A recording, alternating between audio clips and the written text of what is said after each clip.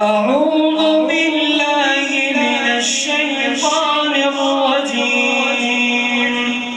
ويا قوم ما لي أدعوكم إلى النجاة وتدعونني إلى النار تدعونني لأكفر بالله وأشرك بما ليس لي به علم وأنا أدعوكم إلى العزيز الغفار لا جرم أن ما تدعونني إليه ليس له دعوة